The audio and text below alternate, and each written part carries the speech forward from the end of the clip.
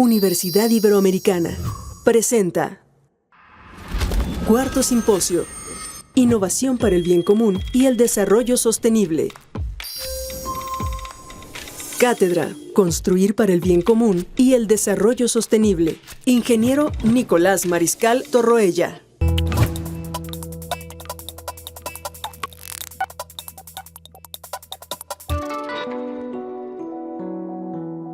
Hola, bueno, pues hoy vamos a cerrar con broche de oro con este magnífico panel.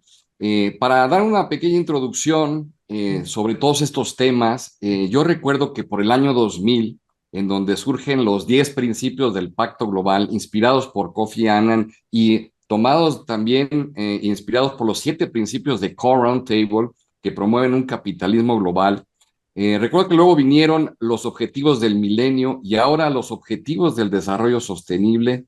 En medio surgió la ISO 26000 que para implantar la responsabilidad social empresarial, que también luego fue la SR10 de ICUNET, que es una norma certificable, y luego viene la sostenibilidad con el triple bottom, el Profile, People y Planet, que en México y en Latinoamérica le llamamos económico, ambiental y social, con la idea de equilibrar en todo y con la preocupación de qué le dejaríamos a las siguientes generaciones.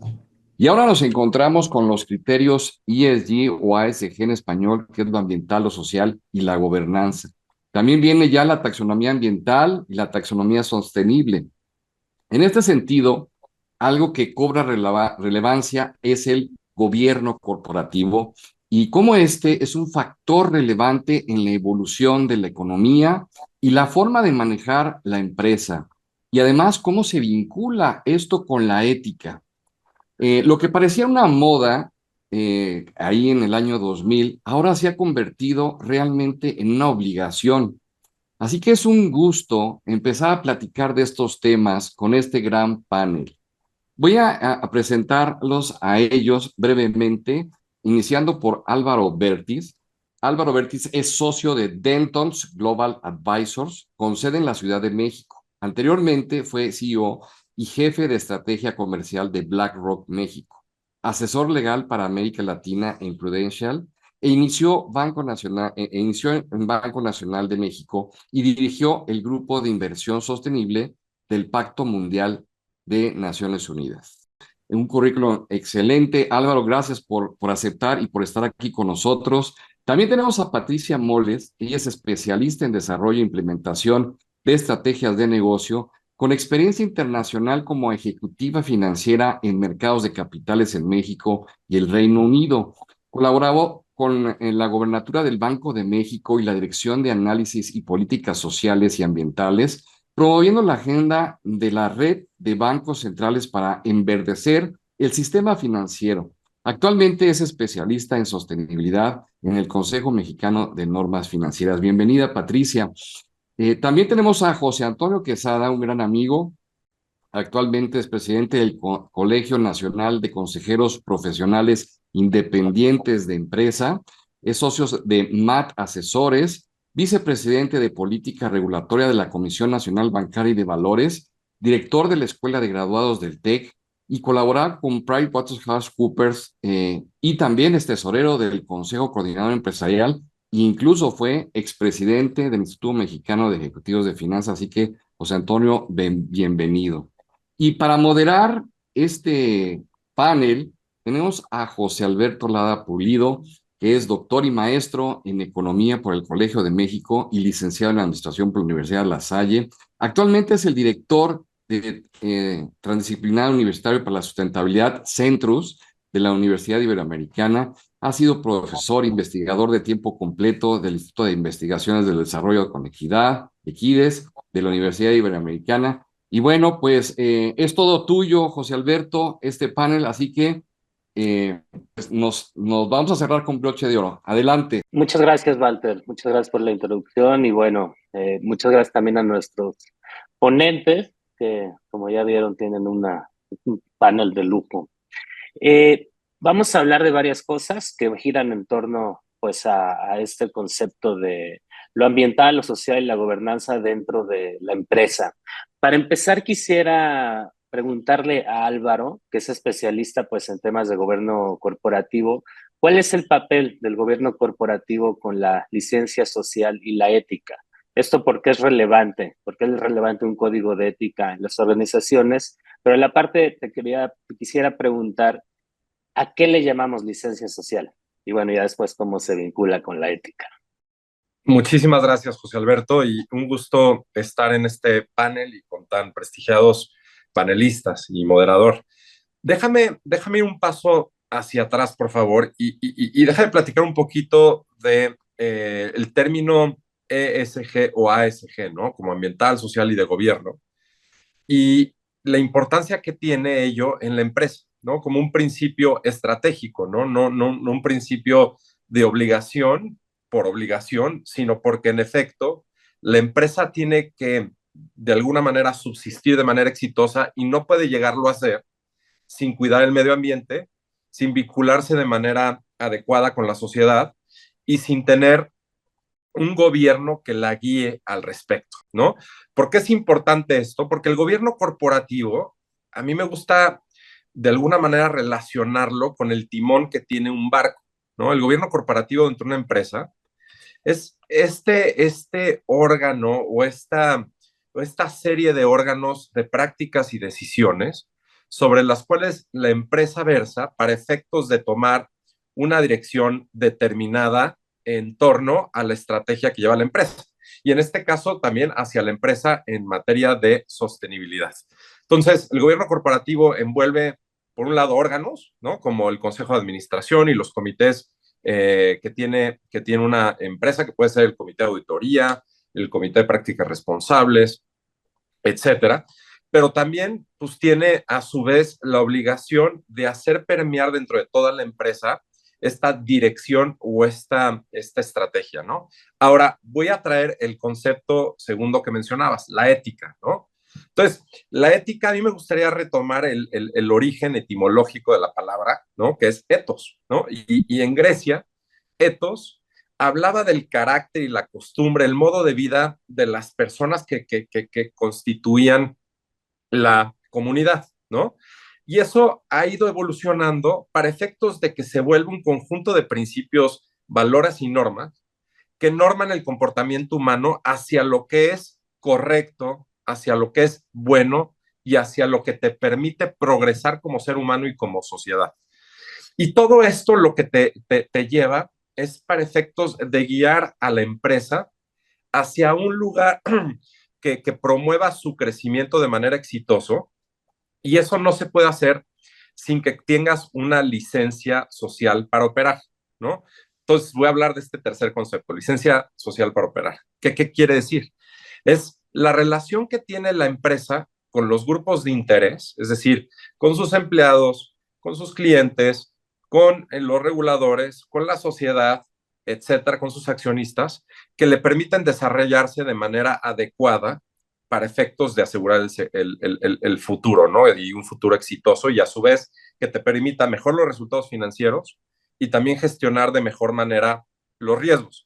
Entonces, para cerrar esta primera pregunta, lo que te diría es, el gobierno corporativo lo que te permite es darle direccionalidad hacia un modelo sostenible de la empresa y a su vez eso se lleva a cabo a través de prácticas éticas, es decir, a través de prácticas que te generen el actuar correcto y próspero de la sociedad, que se vincula con los grupos de interés a través de esta licencia social para operar, que es prácticamente la aceptación de este ecosistema, ¿no? Y si combinas estos tres elementos, pues de alguna manera lo que estás llevando es una sociedad próspera, ¿no?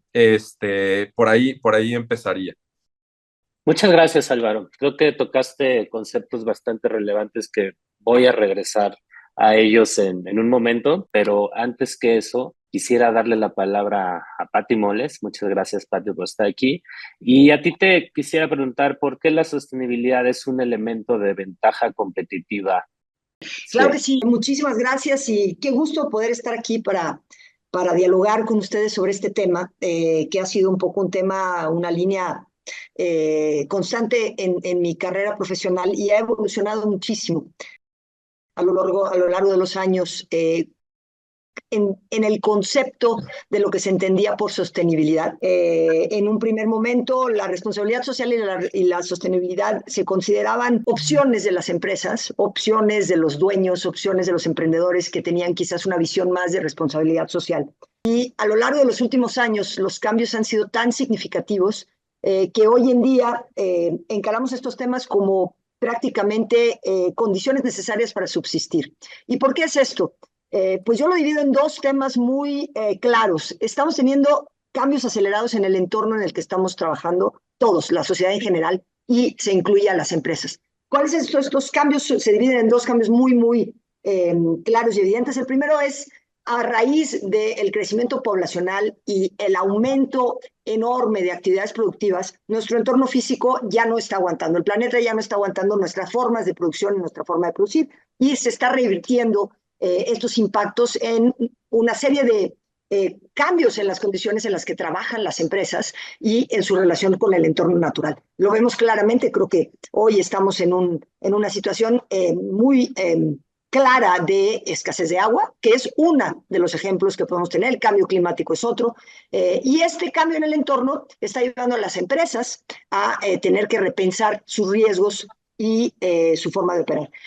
A su vez, este cambio en el entorno físico está causando una serie de problemas, impactos sociales fuertísimos, porque está afectando a las poblaciones, está afectando a la sociedad en general y está llevando a nuestros sistemas de gobierno y nuestros sistemas regulatorios a repensar las reglas del juego y a establecer reglas del juego que nos lleven a una transición a una forma de trabajo y a modelos de negocio de las empresas que sean menos impactantes y que sean más sostenibles a largo plazo. Porque al final del día, si continuamos con la forma de trabajo de las empresas, digamos, tradicionales, no aquellas que ya habían optado por modelos de negocios más sostenibles, sino aquellas que decían, pues mira, yo soy una empresa y a mí que me pongan reglas y yo lo que tengo que seguir son las reglas. Y si hay algunas otras que quieren hacer un poco a más y ser más responsables socialmente, es su opción. Hoy en día eso ya se acabó, porque ya no es un tema de decir, hay unos que son socialmente responsables y otros que simplemente siguen las leyes. Todo está cambiando a llevarnos a cambiar nuestras prácticas de negocio y a cambiar los modelos de negocio para considerar los impactos que tenemos en la sociedad, inclusive una de las partes interesadas más importantes de una empresa hoy en día se llama medio ambiente. El otro evidentemente se llama sociedad y se llama comunidad, pero si no cambiamos la forma de trabajo, lo que va a pasar es que vamos a empezar a tener pues un aumento en los riesgos y al tener este aumento en los riesgos nuestra supervivencia a largo plazo como empresa se pone en duda.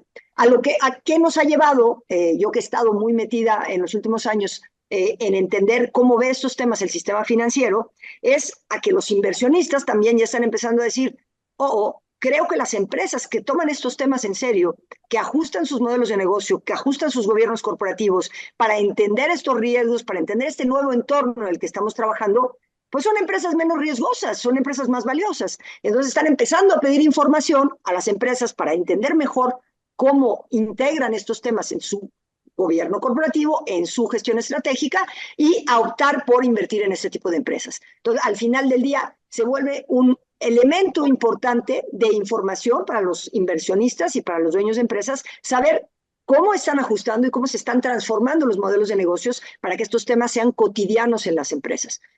Por tanto, es claramente un factor de ventaja competitiva para cualquier empresa el poder entender hacia dónde van los cambios en el entorno, tanto desde el punto de vista que son inevitables, qué papel tiene la empresa y el negocio con relación a esos cambios físicos y por otro lado, hacia dónde quiere la sociedad llevar las prácticas de negocio. Y está clarísimo que la sociedad está llevando las prácticas de negocio justamente a lo que mencionó Álvaro, a entender que existe una licencia social necesaria y que tenemos que, toda empresa tiene que tener la claridad de que consiguió esa licencia y consigue esa licencia de forma cotidiana para trabajar. Lo dejaría por ahí, José Alberto, por ahorita. Muchas gracias, Pati. Igual voy a retomar cosas que has mencionado más adelante. Por lo pronto, quisiera darle la voz a José Antonio. Muchas gracias por estar aquí igualmente. Y a ti te quisiera preguntar inicialmente, ¿qué son los estándares de las normas de información financiera sostenible? Y cómo esto ayuda a la empresa. Si nos podrías contar un poco de dónde nace, por qué es importante tanto para la empresa como para la sociedad, digamos. Mucho gusto, José Alberto, y celebro el que podamos tener este foro. Le agradezco a Walter que haya organizado algo tan interesante, donde para mí es un privilegio y un deleite estar con Álvaro y con Patti comentando precisamente nuestras visiones. Y déjame decirte, previo a contestarte exactamente la pregunta, que a mí me tocó un periodo muy interesante como vicepresidente de política regulatoria, donde desde otra trinchera, igual que tenía otra trinchera Álvaro, igual que tenía otra Patti, pues nos tocó ver cómo esto pues era como un tsunami, donde tú ya vas viendo que el mar se va retirando, ya viene creciendo la ola. Y tú ves que todos estamos muy tranquilos de este lado de la playa y no estamos viendo el tamaño y la dimensión de esa ola, ¿no? Entonces, pues Patti estaba en Banco de México en 2019, no hace mucho, cambio de administración, es, la percepción quizá este gobierno no se ha metido exactamente a los detalles de lo que puede ser esta problemática, pero yo lo que te quiero decir, independientemente de las posturas de gobierno, es que esto, como es un tsunami global, pues hace que Hacienda le entre al tema y entonces pues le da a Banxico un encargo, le da a Comisión Nacional Bancaria otro encargo, le da a CONSAR otro encargo y ellos se quedan con una parte. Y entonces, como bien estaba haciendo mención Patti, pues los modelos del sistema financiero que desde Banco de México se estaban perfilando, pues modelos muy sofisticados y tenían mucho que ver con la parte que mencionó de la parte del impacto climático, ¿no? Entonces, dentro del ASG, la parte de la A, pues estaba siendo un componente muy importante de ver cómo esto nos iba a ir afectando, impactando en los distintos portafolios de los distintos bancos que tienen distintas industrias y distintas exposiciones a riesgo, ¿no? En la comisión, pues nos tocó básicamente ver este tema de las divulgaciones que tenían que hacer las empresas y también, pues estuvimos con Hacienda revisando la taxonomía que hace un año, en marzo, fue publicada. Y te comento esto porque eso de alguna manera iba aparejado con este cambio global, donde hay una institución que es la que emite las normas financieras internacionales, el IFRS, y entonces el IFRS tiene una evolución donde dice, nosotros no solo podemos estar mandando los temas financieros que la empresa de alguna manera origina, sino que también tenemos que meter todos los estándares de sostenibilidad que son los que el entorno van a terminar impactando y tiene una iniciativa donde establece también un grupo que se dedica a la parte sostenible. Entonces, este grupo, de alguna manera, comienza con trabajos acelerados y toma distintas metodologías que ya venían muy perfiladas, muy afinadas, y entonces saca rápidamente dos normas internacionales de información financiera sobre temas sostenibles, que la primera, el año pasado, el estándar 1 va sobre requerimientos generales y el estándar 2 que va sobre la parte de la divulgación climática. Entonces, te comento esto porque el mundo se pone de acuerdo en el tema de que los IFRS tienen que incluir esta información dentro de sus informes anuales y las empresas que ya son públicas tienen que hacer el trabajo hoy día de meterlo dentro de la información financiera. En México no nos quedamos ajenos a esto y también el CINIF, que es el organismo regulador de normas en las empresas mexicanas no públicas, porque esas les toca la IFRS, pues tienen que también trabajar sobre estándares equivalentes y es que estamos precisamente en el nacimiento de los equivalentes estándares en nuestro país. Y yo te quiero encauzar en el asunto de que, como bien han platicado mis colegas y ellos que han visto cómo esto ha florecido también, nos lleva a que la parte climática es sumamente importante e interesante, pero una parte que está más difícil de modelar y que además tiene un componente variopinto, ¿no? Pues es la parte social. Entonces comenzamos a tener una situación donde en nuestro país, claro que la parte climática la estamos sintiendo, pero por ahí no pensábamos que iba a haber un boom de sindicatos en distintas empresas con distintas banderas. Tampoco teníamos pensado que íbamos a tener incrementos en salarios mínimos tan frecuentes.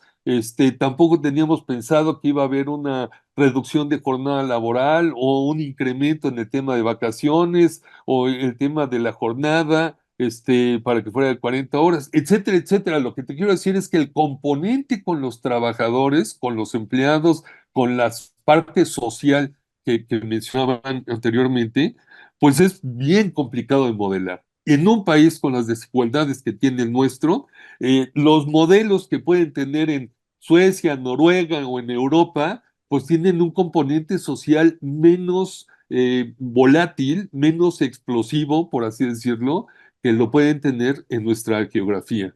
Y esa parte es una situación donde pues, nos ha llevado a estándares, pues, tú has escuchado la NOM 035, la NOM 037, trabajo a distancia, una serie de temas de el bienestar de nuestros trabajadores que ha hecho que la ecuación en temas de sostenibilidad se vuelva verdaderamente un berenjenal.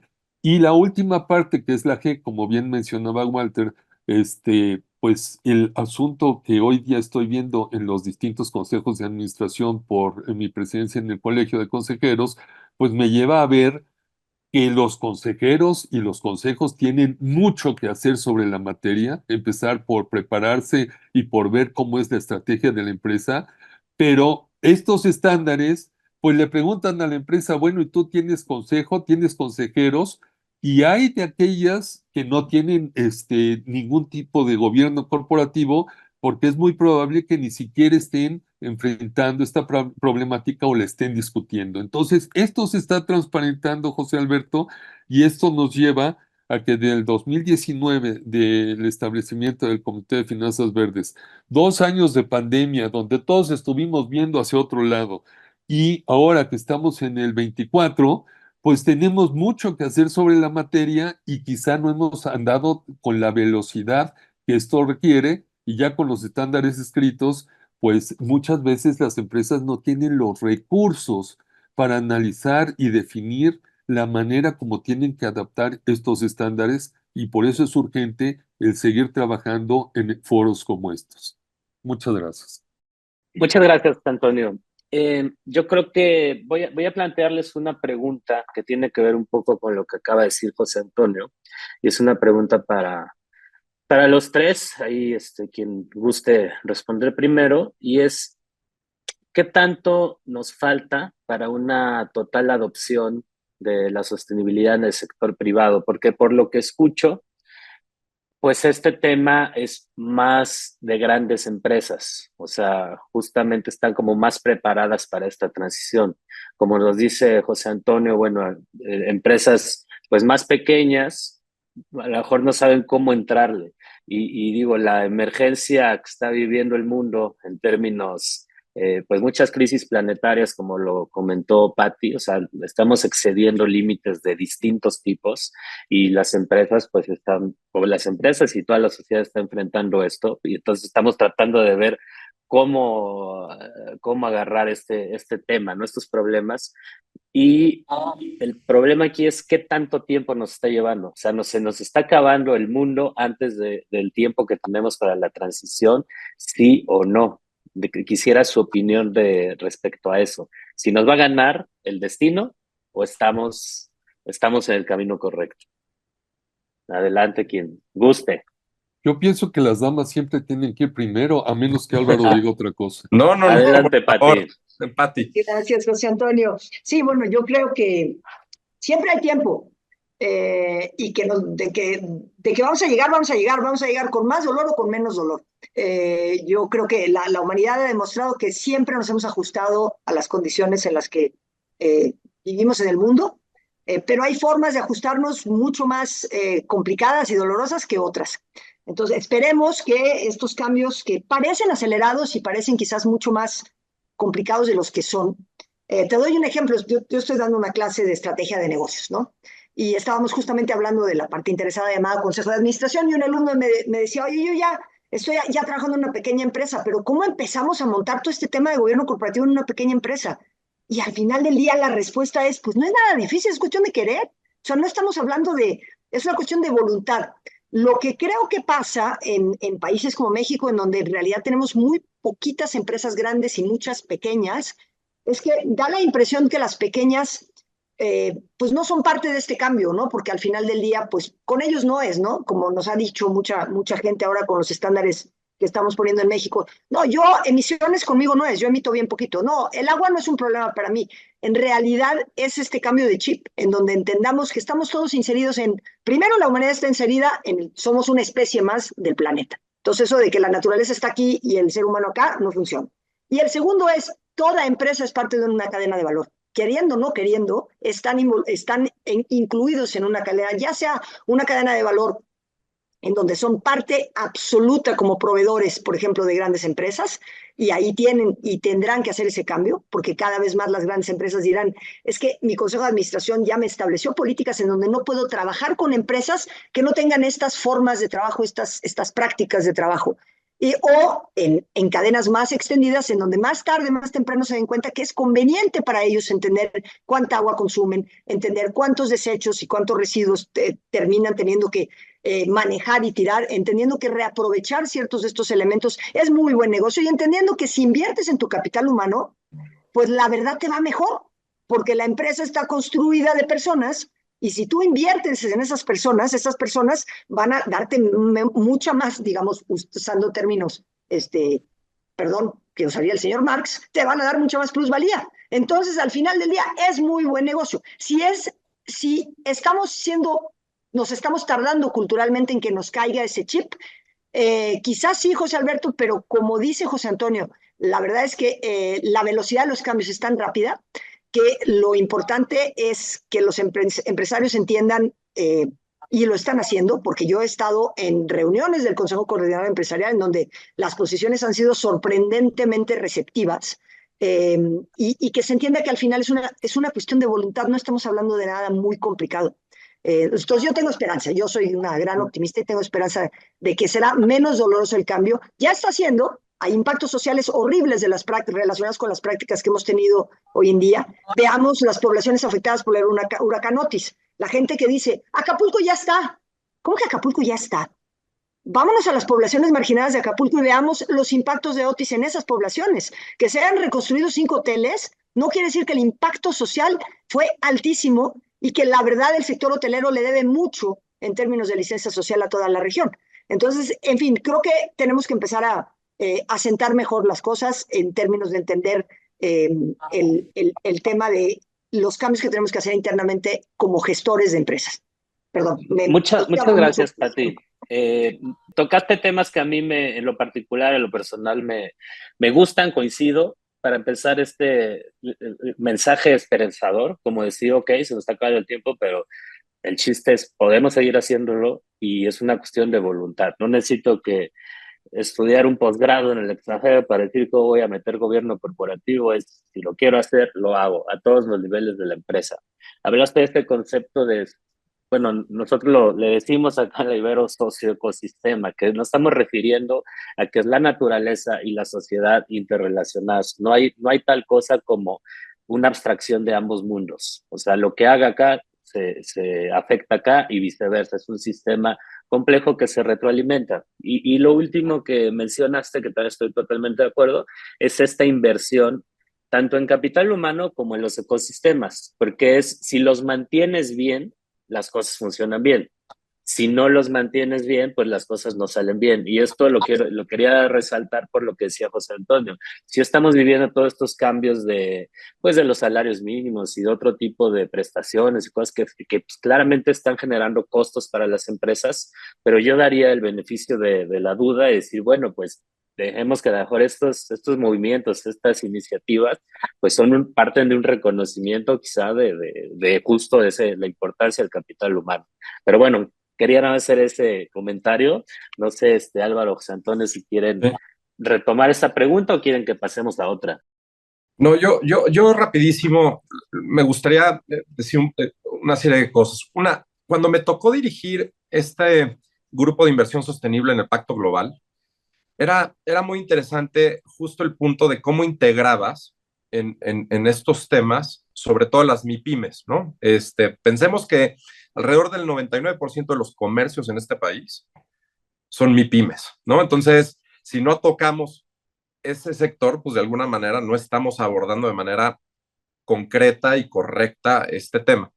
Y yo quiero ser muy simplista, ¿no? O muy pragmático en términos de la adopción de la sostenibilidad por este grupo de empresas. Y es todo relacionado con rendimiento y todo relacionado con riesgos, ¿no? La sostenibilidad, de alguna manera, te permite desenvolverte de manera mucho más efectiva y mucho más exitosa. Y otra vez, perdón por ser tan obvio, pero decir, a ver, una empresa que se preocupa por la sociedad, por más chica que sea, que se preocupa por los trabajadores que tiene, por mínimo el número de trabajadores que tenga, que a su vez es transparente, rinde cuentas, cuida el ambiente, se integra sus cadenas de manera óptima, pues el resultado es una empresa que está operando de manera óptima, ¿no? Y esto se ve reflejado, y no lo digo yo, ni lo dice Pati, ni José Antonio, nada, ¿no? Si tú lo ves, ¿no? A largo plazo es una empresa que tiene mejores herramientas para ser exitosa y transitar de manera efectiva en el tiempo, ¿no? Ahora, el tema es pues, poner nuestro granito de arena, o sea, cómo movemos a todas estas empresas a esa dirección para efectos de que puedan lograrlo. Y entonces, regresando al tema del grupo, nosotros hicimos un documento justo de adopción de términos sostenibles para las micro, pequeñas y medianas empresas, en donde prácticamente, y volviendo al tema que decía Patti, decía, oye, esto es un tema de entrarle, no es un tema de ser súper sofisticado, de invertir grandes cantidades de capital, etcétera, sino es empezar a transicionar con prácticas muy sencillas para efectos de lograrlo, ¿no? Pero en resumen, lo que te diría es que se asocie la adopción de estas prácticas con el rendimiento o el éxito comercial de la empresa y la gestión correcta de sus riesgos, ¿no? Por más menor que sea. José Alberto, Sí, yo, adelante, yo Antonio. quisiera agregar nada más dos cosas más a lo ya comentado. Fíjate que mucho de esto tiene que ser, como bien dicen mis colegas, por convencimiento, y en algunas estructuras, porque bien lo mencionaron de las cadenas de valor, empresas que ya lo están haciendo y que sus proveedores pues lo están adoptando y sus clientes también conocen estos valores, estos estándares. Hay algunas empresas que quizá no necesariamente tienen estas estructuras de gobierno corporativo y tienen que verlo quizá con otro incentivo. Me explico, y quizá en esto conozcan mejor Pati o Álvaro la situación, pero un tema que nos impacta de manera muy importante en México es, por ejemplo, la deuda soberana de Pemex, ¿no? Entonces, tenemos el asunto de que estructuralmente en la economía los vencimientos de Pemex pues se tienen que estar renegociando, renovando cada X tiempo. Y da la casualidad que ahora que estamos precisamente en la emisión de informes anuales, Pemex por primera vez pone ahí una divulgación sobre, pues precisamente su preocupación sobre estos temas ASG. Pemex. Entonces, te lo comento porque claro que les conviene empezar a trabajar de manera muy frontal en hacer cambios en la estructura y adopción de los ASGs, porque si no, no van a poder emitir deuda que les compren con buena tasa y vamos a tener una penalización muy fuerte cuando renegocien estas renovaciones, porque vamos a tener una tasa altísima precisamente por no estar haciendo la tarea. Entonces, pongo ese ejemplo que es un ejemplo público, que es un ejemplo muy visible, pero eso puede estar pasando en otros niveles y con otros proveedores, que comiencen a tener un castigo por no estar haciendo la tarea. Y pongo un segundo ejemplo que también es muy importante. El Pemex del sector social, para mí, se llama el Nacional Monte de Piedad, también es un tema público, y acaban de salir de una huelga que estuvo a punto de acabar con una institución que tiene 250 años de existencia en este país, tiene más vida que el propio país y tiene un impacto en el sector social muy importante. El que la entidad y el sindicato lo haya negociado, qué bueno, qué afortunado que salió adelante, Pero estas cosas no solo quedan circunscritas a la empresa por la cantidad de apoyos al sector social que derraman en otra gran cantidad de entidades y donde también deberíamos estar todos interesados e involucrados. Yo redondearía esto que estás comentando con lo que ya comentó Álvaro y Pati respecto a que las cuestiones sociales y ambientales, pues antes se veían como opcionales, ¿no? Ahora representan la sobrevivencia de la actividad productiva y como dijiste bien, incluso a nivel público, o sea, no solo las empresas privadas, sino las estatales. Creo que lo ejemplificaste muy bien pues Pemex no va a poder fondearse si no hace algo respecto a esto, ¿no? Creo que queda clarísimo. Me gustaría preguntarles, nos dijeran como con palabras muy sencillas, ¿a qué nos referimos con esta taxonomía sostenible? O sea, yo sé que la desarrolla, sé que Pat y tú, José Antonio, estuvieron ahí involucrados con Hacienda, sé que la Secretaría de Hacienda es una promotora de este tema, pero digamos, en términos llanos, ¿qué es la taxonomía? ¿Por qué la necesitamos? ¿Y para qué nos sirve en México? Empiezo, José Antonio, ¿te parece? Por favor. Gracias. Bueno, ¿a qué nos referimos con taxonomía? El trasfondo de crear un catálogo de inversiones que se consideran sostenibles, que es eso, una taxonomía, lo único que es un catálogo de inversiones y de las características es que esas inversiones tienen que tener para poder ser llamadas sostenibles. Ese trasfondo viene de querer movilizar los recursos financieros hacia actividades que realmente consigan contribuir al desarrollo sostenible del país. ¿Y por qué se hace este esfuerzo de ser mucho más explícitos en qué características tiene que tener una inversión para poderla llamar sostenible? Justamente para conseguir que los participantes en los mercados financieros puedan hacer inversiones en actividades teniendo la tranquilidad de que esas actividades realmente son sostenibles. Evitar una cosa que se llama el greenwashing. Empresas que dicen, préstame dinero porque yo voy a hacer cosas muy sostenibles, te lo prometo. Invierte en mi empresa porque yo voy a usar el dinero para proyectos muy interesantes y te garantizo que van a ser sostenibles. Si tú no le pones reglas más claras a decir, ¿a qué te refieres con eso?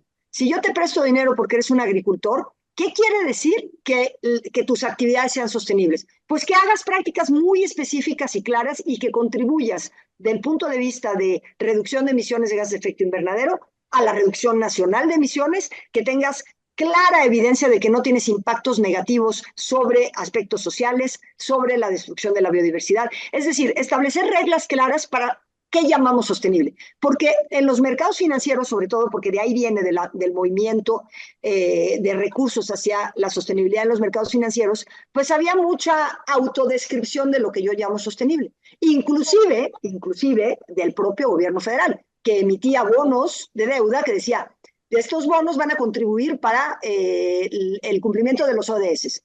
Créanme, querido mercado, y sí lo vamos a hacer. Vamos a cumplir los ODS y yo les voy a hacer un reporte después contando cómo cumplí con los ODS. Lo que dice la taxonomía es, pues ya no es autodescriptible. Tú vas a tener que realmente probar que cumples con todas estas condiciones que nosotros definimos en este catálogo. Son 70 y tantas industrias definidas claramente con subramos de actividades en donde si tú dices que eres, por ejemplo, les hablaba de agricultura, haces agricultura sostenible, vas a tener que probar y auditar que todas esas actividades existen, cumplen con estas normas. Y México le metió un vector transversal. Además de hablar de contribución, mitigación de gases de efecto invernadero y no contribución significativa a temas de biodiversidad y sociales, le metió un vector de igualdad de género. Y ese índice, se creó un índice de igualdad de género donde la empresa que quiere llamar su inversión de sostenible tiene que probar que sus prácticas de negocio contribuyen a la igualdad, a la promoción y la mejora de la igualdad de género. Es un cuestionario en donde tienes 3 niveles de avance y tú tienes que ir respondiendo como empresa en qué nivel estás para cada uno de los temas, desde si tienes equidad de género en el número de empleados, si tienes equidad de género, equidad salarial, una serie de preguntas que te van haciendo, que te van educando como empresa y que además te van colocando una nota y tú tienes un umbral mínimo de esa nota para poder llamar tu inversión de sostenible. Eso fue un aspecto único en México, en el mundo. México es el único que tiene esta vertiente social con este tema de equidad de género. Se considera pues muy pionero. va a ser un elemento adicional de cumplimiento para quien quiera llamar una inversión sostenible, pero nos parece muy interesante. Y lo que busca la taxonomía es con estas reglas mucho más claras, colocar condiciones mucho más transparentes en el mercado. Lo dejo ahí, no sé, José Antonio, si me faltó algo. No, no, al contrario, muy, muy claro, Pati. Yo nada más quizá diría que eh, algo que es muy importante, José Alberto, que luego sucede en nuestro entorno y tiene que ver precisamente con la adopción de distintos estándares, es que muchos esperan a que esto sea obligatorio. Algo que me llamó mucho la atención en los trabajos precisamente en regulación es que hay un protocolo ASG del ABM y entonces tú dices, oye, qué bueno que ya lo tienen, quiere decir que todos ustedes están adheridos. No, no todos. Hay un buen número de bancos que ya lo tienen, pero hay otros no.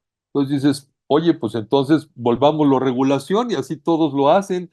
No nos gusta más regulación. Ah, bueno, eso mismo pasa precisamente con la taxonomía. Creo que la taxonomía, como bien explicó Patti, pues es un lenguaje común que precisamente nos ofrece el que no haya discrepancias en la nomenclatura. Pero si quieren que esto se vuelva regulación, pues entonces ya tenemos otra obligación más. Ojalá todos podamos estar adoptándola y conociéndola sin que se vuelva una regulación. Muchas gracias, Pati. Antonio, queda clarísimo el tema y bastante útil la descripción. Yo retomaría un poco el papel de la ética del que hablaba Álvaro al principio. O sea, esta es mi opinión y quisiera como su reacción al respecto. Claramente la ética nos tiene que mover como sociedad. O sea, digamos, es el fundamento, la base, sino como lo decía de hecho Álvaro, todo parte, ponemos la ética como base, ya después todo lo que le pongas encima, pues está bien, haces estos temas por una cuestión de sobrevivencia de tu empresa, está bien, reducir riesgos te eleva el valor, pero digo, en el fondo debe moverse esta parte de ética, ¿no? Yo sí creo, soy un fiel creyente, a pesar de ser economista, soy economista y creo en los incentivos y los mecanismos de mercado. Creo que a largo plazo la única solución a los temas de medio ambiente sociales es la educación y basarse en cuestiones éticas. Yo eso no lo pongo en duda. Entonces, creo que tiene que ver un poco con lo que dice José Antonio, ¿no? Para evitar esas regulaciones o evitar esos incentivos económicos, pues mejor me anticipo, ¿no? Y digo, pues lo voy a adoptar porque sé, pues, qué es el deber ser, digamos. Entonces, pues sí, pero a veces, pues no habrá de otra, ¿no? Esperemos que, como dice José Antonio, que gane el deber ser para evitar que esto sea una regulación más. Pero bueno, si no hay de otra, pues tendrá que ser así, ¿no? Como una regulación. No sé si quieran opinar al respecto o voy a otra cosa. Pues mira, si me permiten, José Antonio, Pati, ahorita me acordé de un artículo que le dejo leer a mis alumnos de la carrera, que es un artículo de Harvard que se llama La matriz de la virtud, de Virtue Matrix. Y justo habla de este tipo de problemáticas, como decía José Antonio, pues el hecho de que no sea regulación, de alguna manera, no es que complique las cosas, pero sí la retrasa un poquito, ¿no? Y justo este artículo habla de un concepto bien interesante, es decir, cuando la regulación no se mueve, el ecosistema privado tiene la posibilidad y el poder de mover las cosas para efectos de que la regulación lo refleje o lo adopte. ¿Sí me explico? Entonces, en la medida que siga pasando lo que estamos viendo, que creo que es súper importante, ya lo decía Patti, es decir, si yo me quiero integrar una cadena de valor, una cadena de distribución, etcétera, que me requiera medir y de alguna manera seguir cierta taxonomía y reportar, etcétera, pues no me va a quedar otra más que integrarme, ¿no? Hay muchos ejemplos de empresas internacionales, sobre todo, que operan en México y que ya requieren a sus proveedores y a la gente que los rodea el adoptar ciertas políticas de esto. Es decir, la regulación no es necesaria en ciertos ambientes y ciertos sentidos. Yo creo que lo que va a suceder es que eventualmente esa regulación va a llegar, ¿no? Ya tenemos la regulación en términos de inversión para las Afores, ¿no? Eso ya existe, o sea, ya hay criterios sostenibles para efectos de que las Afores puedan invertir, ¿no? Etcétera. Ahora, hay que irlo adoptando hacia otros lados, pero creo que la parte del sector privado va a mover de manera importante esto. Algo que no ayuda, y creo que es importante reconocerlo, es la polarización, ¿no? Entonces, seguimos viendo en ciertos países, sobre todo en Estados Unidos, una polarización muy importante respecto a estos temas, ¿no? Que han obligado a que ciertos entes económicos muy fuertes recapitulen y reestructuren su visión al respecto, ¿no? Esto lo digo porque no es un tema fácil, ¿no? Es un tema de que encuentra sus topecitos en el camino y que tiene que salir adelante, ¿no? Pero todo esto para decirte que yo creo que esto va a seguir evolucionando a un punto en donde va a existir dos cosas. Uno es la adopción generalizada, que va a pasar ya más allá de la regulación, ¿no? Pero eventualmente creo que la regulación lo va a tener que adoptar. Y segundo, creo que vamos a llegar a un punto de balance interesante en términos de cómo ver la sostenibilidad de manera mucho más holística y menos polarizada, ¿no? Muchas gracias, Álvaro. Justamente creo que me leíste en la mente mi última pregunta y ahí quizás me gustaría que participara todo el panel. Es este tema que está pasando en Estados Unidos respecto al tema de ESG o ASG, la postura, digamos, en contra digamos, del término y que está provocando la salida bueno, la disminución de fondos de capitales que estén etiquetados con esto, ¿no? Pero en Europa, pues también parece que el tema sigue estando bastante fuerte. Entonces, quisiera yo su opinión respecto a si lo que estamos viviendo es coyuntural, a dónde nos va a llevar, a dónde nos va a transformar, un poquito al respecto. Entonces, no sé si quieres, Pati, primero adelante. Claro que sí. Bueno, yo tengo dos vertientes. Te puedo dar la versión politizada en el sentido de que yo vi este movimiento como una clara jugada maestra de ciertos grupos de interés, llamados las empresas petroleras en los estados petroleros. Los fondos más vocales sobre la importancia de los aspectos ASG, pensando mucho en el tema de cambio climático, también eran grandes administradores, o son grandes administradores, de fondos de pensiones estatales. Y los que empezaron a mover este tema con un cierto sesgo político fueron justamente los estados que empezaron a decir, espérame tantito, yo le estoy dando mandatos a una serie de fondos que están diciendo que las inversiones en petróleo no son buen negocio porque viene el cambio climático. Y están usando este término ASG para excluir ciertas inversiones de sus portafolios. Y nosotros somos los estados con una vocación petrolera. Entonces, ¿por qué estamos contratando administradores que justamente están diciendo que la vocación de nuestro estado pues no es buen negocio? Entonces, esa es la versión de lo que yo vi, un poco con un sesgo un poco histórico, de decir, claro, es obvio que los grupos de interés petroleros le dijeron a los gobernadores republicanos de los estados, ¿por qué ustedes están dejando que un gestor de pensiones de sus estados esté tomando decisiones que nos afectan a nosotros? Eso generó un resultado, digamos, una reacción de los gobernadores diciendo, a ver, no, quien se venga con estos cuentos, aquí no va a poder administrar los fondos de pensión del Estado. Y entonces la presión a este movimiento tan fuerte de ser muy vocal en decir, todo fondo que no adopte prácticas ASG, lo excluyo de mi portafolio porque tengo una visión de riesgos de largo plazo y tengo una visión de lo que deberían de ser las inversiones, se le tuvo que bajar mucho a la narrativa, porque esa narrativa le estaba causando amenazas de pérdida de negocio a grandes gestores de fondos. Entonces, esa es una versión muy macro. Yo creo que esto es muy coyuntural del punto de vista de uso de narrativa. También, por otro lado, se usaba este término de fondos socialmente responsables y fondos ASG de una forma tan libre en Estados Unidos y en México también, en donde realmente no habían reglas claras de lo que consideraba sostenible, que no es malo que hoy en día sea mucho más claro lo que representa un fondo ASG. Pero bueno, esta presión y esta radicalización que después la abrazaron, digamos, desde el punto de vista político, una serie de políticos en Estados Unidos, a mí me parece coyuntural, me parece que el término o la visión sobre la necesidad de integrar estos aspectos continúa. La semana pasada estaba viendo un un acompañamiento que hace, seguramente lo conocen José Antonio y Álvaro, que hace Harvard sobre las resoluciones que se pasan en las juntas de accionistas en Estados Unidos cada temporada de asambleas de accionistas. Y no han caído el número de resoluciones, sobre todo las sociales. Las ambientales han caído, las votadas positivamente, por esta preocupación de que los dos grandes fondos dominantes, BlackRock y Vanguard, están con una preocupación de que no sean vistos como verdes, demasiado verdes, y que no pierdan mandatos y negocios. Pero esto para mí es totalmente coyuntural, porque al final del día solo no lo van a etiquetar y van a seguir tomando las mismas decisiones, porque están convencidos de un tema de riesgos. Bueno, esa es mi visión. Perdón por el largo, el largo trayecto, pero así lo veo yo.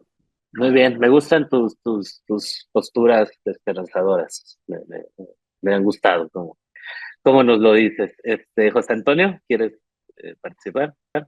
Sí, yo creo que ya es aderezo de lo que comenta Patti, porque la realidad es que platicando con abogados que trabajan en empresas públicas que listan en los Estados Unidos, efectivamente con el tema de la SEC y sus rulings, las resoluciones sobre los temas ESG sobre cambio climático que emitieron recientemente es la resolución que más cuestionamientos ha recibido en la historia de la SEC. O sea, verdaderamente el número de gentes que aportaron comentarios sobre esta resolución venía no solo de inversionistas, sino de la sociedad entera y es un número descomunal. Pero te lo comento porque platicando de las distintas cuestiones para sacar una regulación que, como decía Álvaro, cuando ya saca una regulación del gobierno, normalmente la saca rápido y mal, entonces es mejor que la adoptemos previamente, que haya una autorregulación, que haya un estándar que la sociedad tenga el tiempo de revisar y de cuestionar y de afinar, y ya cuando se vuelve regulación, pues que ya haya un piso bien estructurado. Bueno, con el caso de la SEC, lo que está pasando es que los administradores de riesgos están llegando a conclusiones de que en el peor escenario de que quitaran o modificaran de manera importante el tema ese del universo en la inversión, eso no te exime de que cada uno de estos buckets representan riesgos y los medidores de riesgo tendrán que seguir considerándolos y tendrán que considerarlos con la importancia y relevancia que tienen en sus análisis. Entonces, a lo que voy es que no creo que esta sea una coyuntura, llegó para quedarse, la nomenclatura podrá ir evolucionando, pero la problemática queda. Y yo creo que ahí vamos a escuchar una serie de eufemismos, de mejoramientos quizá o cambios en los temas, y el tema de capitalismo social, que a veces a algunos no les gusta, pues es un componente que tiene que ver con lo que decía Álvaro de los stakeholders, ¿no? Y en el tema de stakeholders, pues vamos a tener una evolución muy importante, y yo te diría que en nuestro país, pues hay temas que son muestra clara de eso. Por ejemplo, financieramente existía el concepto de materialidad financiera, ¿no? El que estos estados financieros estén bien o mal preparados. Y después el tema de los ASG muestra la doble materialidad, que es un componente importante para ver también cómo el planeta te está impactando como empresa. Bueno, en México tenemos una tercera materialidad para el tema de cálculo de los impactos, que es la materialidad fiscal. Entonces, a lo que voy es que ahí tienes un stakeholder, que es un accionista muy importante, que te representa el 30 o el 35% de lo que está esperando de tu retorno como empresa. Entonces, yo creo que podremos llamarle de muchas maneras, pero la problemática tendrá que ser gestionada. Y alguien mencionó, creo que Pati fue o Álvaro, el tema de greenwashing. Sí, es algo bien interesante eso, porque fíjate que ahora yo he escuchado que en algunas instituciones financieras llegan con los estados financieros y les dicen, oye, pues aquí está mi divulgación de todo lo que he estado haciendo en materia de SG, y dice el financiero, no me digas lo que ya has estado haciendo, sino dime lo que vas a hacer, porque lo que has estado haciendo, pues qué bueno, pero tiene que haber una evolución y no me pintes la figura, no me pintes en las notas lo bueno que has estado desarrollando, sino todo esto que está transformando tu entorno para ver cómo vas a tener un modelo de negocio sostenible. Entonces, creo que eso es algo que reflexionar también. Oye, Muchas José gracias, Alberto, José Antonio. Sí, ¿me, adelante, per- Álvaro. me permitías 30 segundos más para adicionar un punto que creo que es relevante? Claro que sí, adelante. Creo que también hubo muy mala suerte en el timing en torno a la adopción de este tipo de políticas, y me explico. Yo vengo justo de mi background, es de estos fondos, ¿no?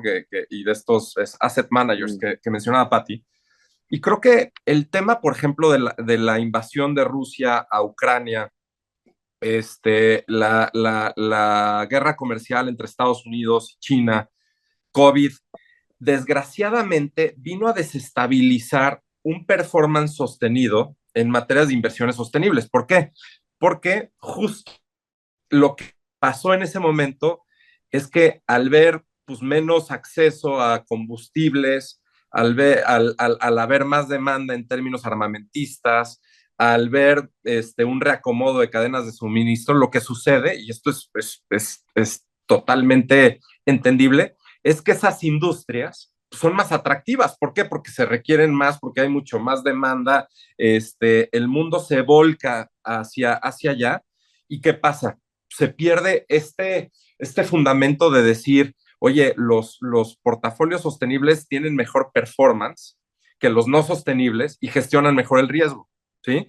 Y eso lo que vino a hacer es que desacreditó con ciertos stakeholders la adopción de medidas sostenibles. A mí, digo, para concluir este punto, lo que me da mucho coraje es que en un momento histórico muy concreto, con situaciones muy particulares, pues no significa que el trayecto que traía en la adopción de prácticas sostenibles se desacredite o no tenga validez. El problema es la politización que hay detrás, como decía Patti, ¿no? Estos estados totalmente recargados en industrias petroleras, etcétera, pues desgraciadamente se van echando para atrás y les da sus argumentos súper, súper buenos, ¿no?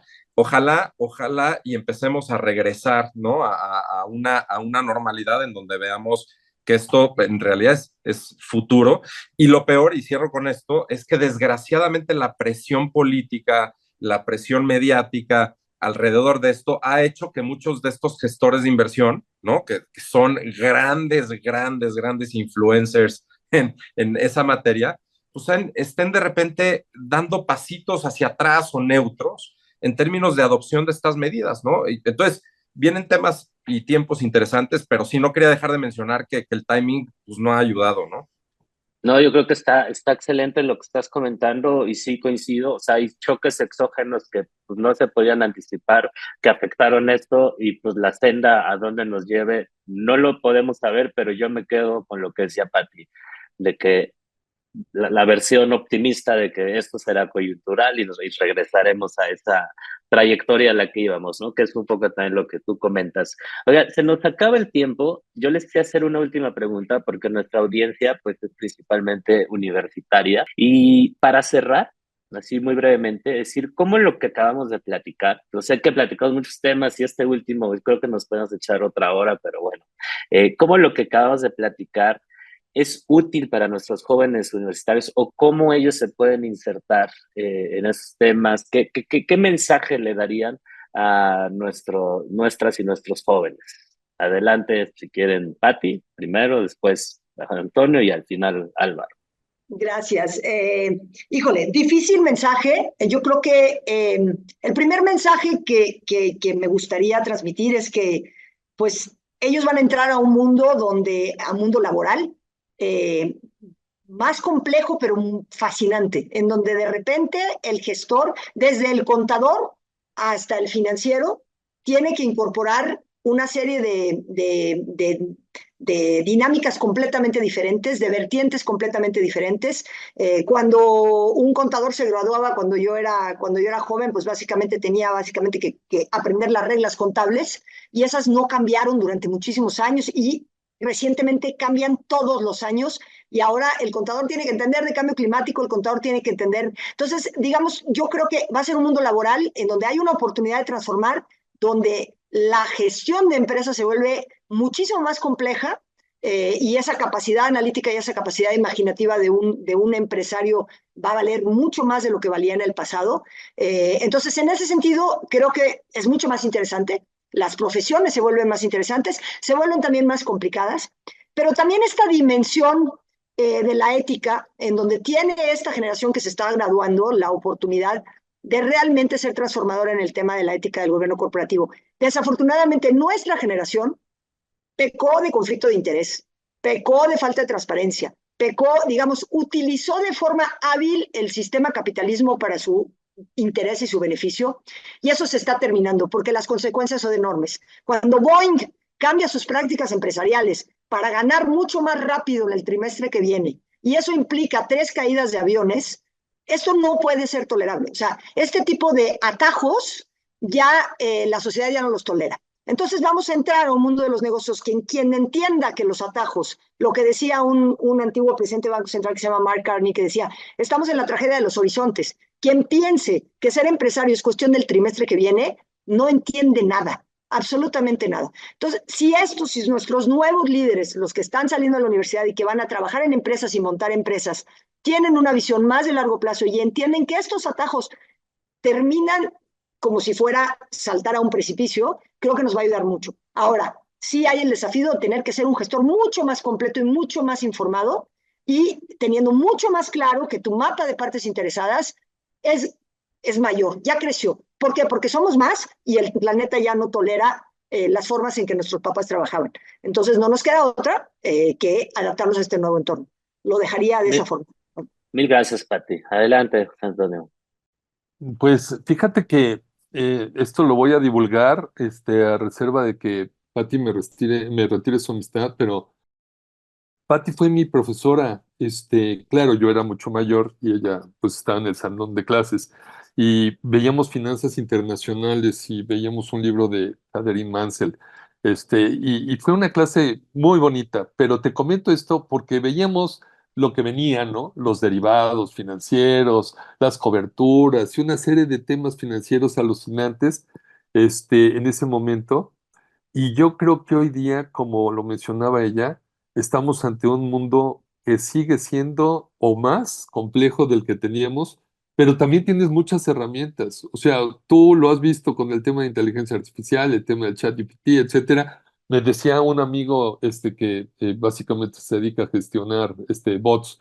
Oye, ya me dijeron que los bots van de salida, que ahora ya el tema es estar metido y programando a través de la inteligencia artificial, pues toda esta serie de rutinas y que ya el tema de ser programador, pues también está pasando porque tienes que meterte aquí mejor a programar en ChatGPT y una serie de temas que son alucinantes. O sea, verdaderamente, si yo los hubiera visto en el tiempo de mi carrera, te puedo decir que tenemos las universidades un reto enorme de mantenernos vigentes. Tenemos un reto enorme los profesores de mantenernos vigentes y traerles material fresco e innovador.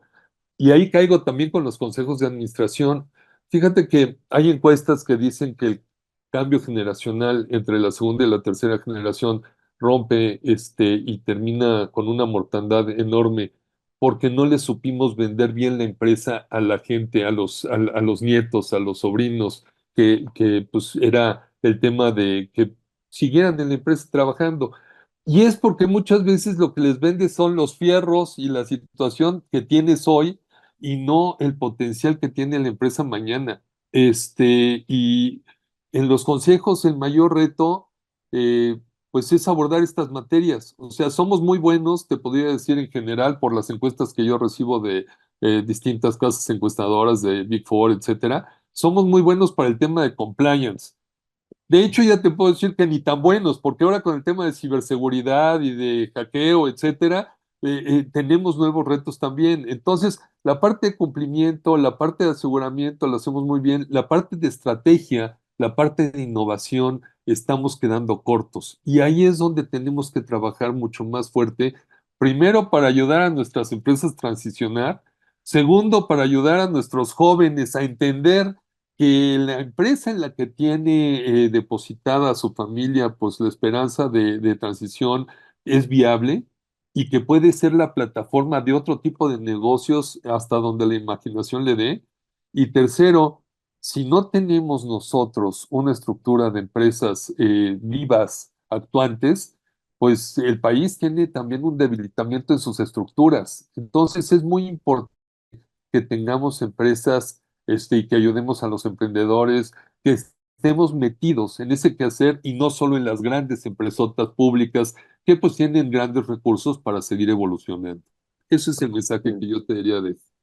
Muchas gracias, José Antonio. Adelante, Álvaro. Rapidísimo y para cerrar, porque ya Pati y José Antonio, la verdad es que fueron súper profundos en el tema y enseñando grandes lecciones.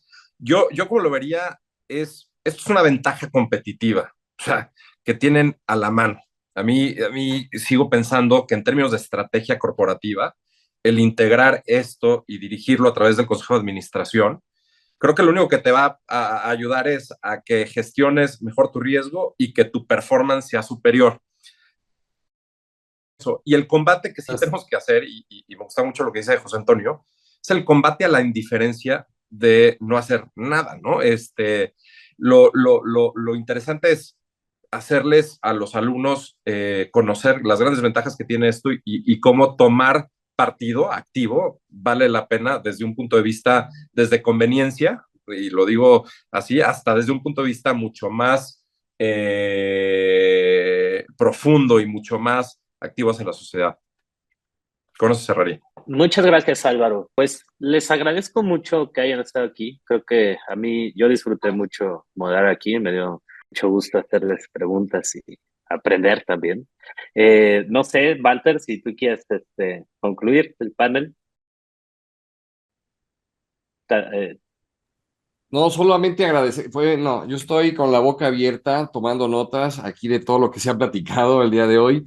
Realmente superó mis expectativas este panel. Mucha información, yo creo que tenemos que volver a ver este panel. Va a quedar grabado, así que lo vamos a tener que ver paso a paso, lo puedo repetir y seguir aprendiendo. Así que no me queda más que agradecerle a nombre de la cátedra. Construir para el bien común y el desarrollo sostenible del ingeniero Nicolás Mariscal, su participación, su disposición y todo el conocimiento que nos han compartido. Y también agradecerte a ti, José Alberto, esta gran moderación que has realizado el día de hoy. Y bueno, pues les mandaremos su diploma de participación, y así que muchas gracias y nos despedimos el día de hoy. Gracias. Gracias. Hasta luego. Bien, y este fue el cierre del día de hoy. Mañana los esperamos, va a ser 100% virtual y continuamos con este gran simposio, Innovación para el Bien Común y el Desarrollo Sostenible. Universidad Iberoamericana presentó Cuarto Simposio, Innovación para el Bien Común y el Desarrollo Sostenible. Cátedra, Construir para el Bien Común y el Desarrollo Sostenible. Ingeniero Nicolás Mariscal Torroella.